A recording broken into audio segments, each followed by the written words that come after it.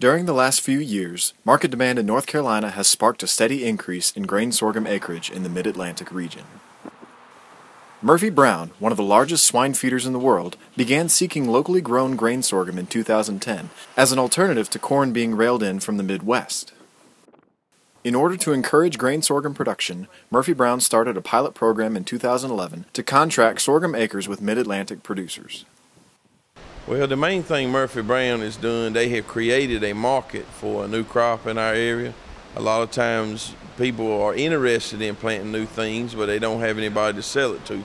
So Murphy Brown has had a positive impact by creating demand for sorghum in eastern North Carolina. Because sorghum is naturally drought tolerant and can be grown locally, Murphy Brown hopes to increase grain sorghum production in the Mid-Atlantic to 500,000 acres by 2016 to meet their grain needs. Well, we started off our first year, we had 7,000 acres was our baseline. Last year we had 70,000 acres. We will go somewhere north of 100,000 acres this year. And our goal is at the end of a 5-year program to be at 500,000 acres a year. Sorghum is a great fit in North Carolina because we lose about 3 out of 5 years of corn crop. We just don't make much of a crop. And sorghum has a fit because it's a lower water use. It has a higher tolerance to the temperatures we face. And even bigger is it's a great way for us to put sorghum behind wheat and gives us more calories per acre per year than any other combination we can put out there.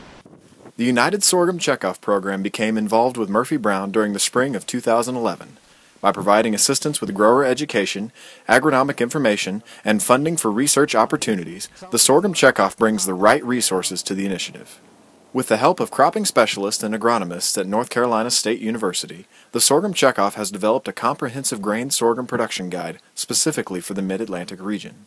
These lighter soils with the lack of moisture every year on a full, cycle, grain sorghum has a better chance. It'll wait a little longer for moisture. It also, the pollinating period is a little different from corn, so it's a good niche in our program. And I've had several people here today tell me that they planted grain sorghum. Every one of them said that we're going to increase their acres, so that's good for Murphy Brown and the livestock industry, and it's good for the sorghum producers. So. Feed accounts for 65% of the cost for livestock operations. Currently, the state of North Carolina is only producing 88 million bushels of corn, and only a portion of that is fed to livestock.